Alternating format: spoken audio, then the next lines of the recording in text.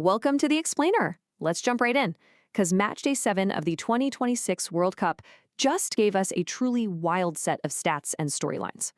As we're going to see today, we are quite literally watching a dramatic, real-time collision between the tournament's aging legends and its rapidly rising superstars. I mean, just look at this unbelievable contrast. It perfectly frames the whole day. On one hand, you've got Cristiano Ronaldo, an absolute legend going through a deeply frustrating, highly scrutinized struggle on the pitch. And on the flip side, Jude Bellingham, a young icon in his absolute prime, making lightning-fast, explosive impacts on the world stage. It's kind of the perfect snapshot of the power shift happening right now. So let's break down exactly how this all played out in the data.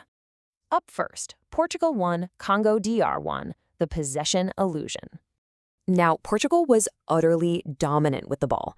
They held a massive 75% possession compared to Congo DR's 25%. In fact, that 75% is the highest of any match so far in this entire World Cup. You'd automatically assume a team with that much of the ball would completely dictate the game, right? Well, that assumption makes what actually happened next even more shocking. Because here's the jarring reality. Despite completely dominating the ball, Portugal somehow managed fewer shots than their opponents. Yup, 7 shots for Portugal and 8 for Congo DR. To really put that into perspective, this is the highest possession by a team who had fewer shots than their opponent in a World Cup match since 1966. It's the ultimate proof that having the ball doesn't mean a thing if you can't actually penetrate the defense. And that brings us to a truly stunning number that really defines Portugal's struggles right now. 0. That's the number of shots on target Cristiano Ronaldo had in this match. Keep in mind, Ronaldo started this game making history as the oldest outfield player to ever start a World Cup match, at 41 years old and 123 days old. He played the full 90 minutes, and yet 0 shots tested the keeper. And crucially, this isn't just an isolated bad day at the office. This 0 marks a staggering 10 consecutive major tournament games spanning both the World Cup and the Euros, where Ronaldo has failed to score. Over those 10 games, he's taken 33 shots, but he just cannot find the back of the net. This scoring drought is genuinely becoming a historic hurdle for the Portuguese squad. To cap off these rapid-fire stats on Ronaldo's frustrating day, 25. He only had 25 touches of the ball the entire game. To give you some context on just how unbelievably low that is for a player of his caliber, it ties the second fewest of his entire career in a World Cup start. The only time he had fewer touches, the infamous chaotic Battle of Nuremberg against the Netherlands way back in 2006. Hey, while Portugal stalled out, we absolutely have to talk about the joyous, historic moment on the other side of the pitch. Yohan Wissa scored the equalizer, and that wasn't just any goal, it was Congo DR's first ever World Cup goal. And thanks to that incredible strike in their 4th ever World Cup match, it marked the very first time Congo DR managed to avoid defeat. What a monumental milestone for them. Moving right along. England 4, Croatia 2. The new Lions roar. Let's dive into this absolute thriller. 1 minute and 25 seconds. That is exactly how long it took Jude Bellingham to score after the start of the second half. It's officially the fastest second-half goal England has ever scored in their World Cup history.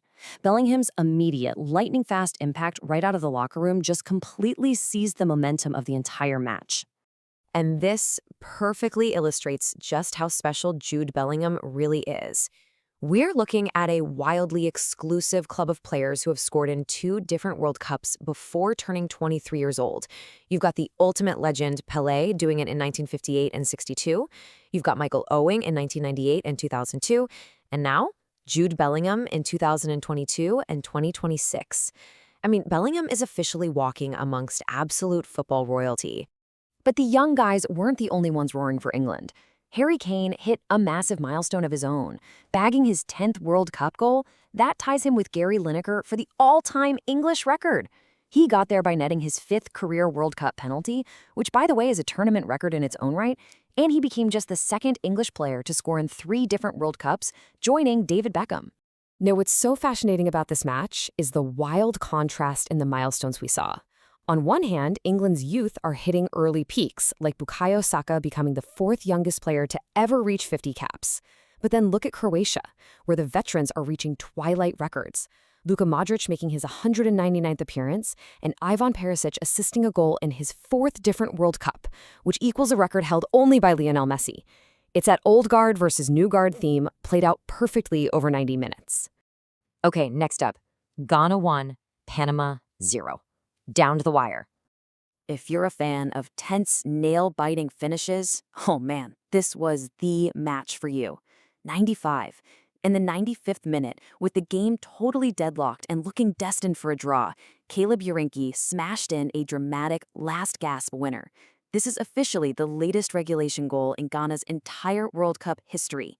Just a sudden, massive surge of pure energy at the very death of the match to steal all 3 points. But that chaotic energy at the end, it was totally made possible by incredible veteran stability.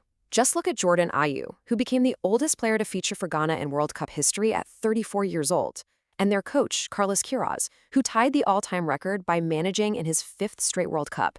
These deeply experienced anchors kept Ghana steady through a super tense match, securing their record-tying 6th World Cup win for an African nation. Moving on to our final match, Uzbekistan 1, Colombia 3. The Diaz Show. Let's connect the dots here, because it's amazing to see how history repeats itself. We're looking at a super rare achievement, Colombians who have recorded both a goal and an assist in a single World Cup match. Before this game, the last guy to do it was James Rodriguez during his legendary breakout run back in 2014. Now, in 2026, Luis Diaz officially adds his name to the list. What's crazy is that they are the only 2 Colombians to pull off this dual threat in the last 60 years. And honestly, we really shouldn't be surprised by this. Just look at the massive momentum Diaz brought into this tournament. 30 goals and 53 total goal contributions this season for club and country combined. That is insane. It proves beyond a shadow of a doubt that Diaz isn't just in good form, he is a bona fide superstar operating at the absolute peak of his powers, completely driving Colombia's commanding South American dominance. Before we wrap up this match, though, we absolutely have to give a respectful nod to the underdogs. Despite taking the 3-1 loss, Uzbekistan scored their first ever World Cup goal. That actually makes them the 4th team in this 2026 edition to score their first historic goal, joining Congo DR, who we talked about earlier, along with Jordan and Curacao. All right, Section 5. The big picture. The changing guard. So, what is the big takeaway from all this data today? We're observing a really stark, overarching reality. We have legends stalling out, Ronaldo completely neutralized with 0 shots on target, Modric unable to stop a heavy defeat for Croatia, and in direct contrast, we have superstars rising up, Bellingham joining Pelé in the record books, Diaz dominating with a goal and an assist, Saka hitting massive cap milestones. We are literally watching a real-time, data-driven transfer of power in the sport. Which leaves us with one final big question. Are we watching the final days of the game's greatest generation? As these young superstars shine brighter and the old icons really struggle to keep pace with the modern game, it certainly feels like the tectonic plates of global football are shifting forever. Keep that in mind as the rest of the tournament unfolds. Thank you so much for joining me for this explainer. I hope this helped you grasp the true story behind the stats, and I'll see you next time.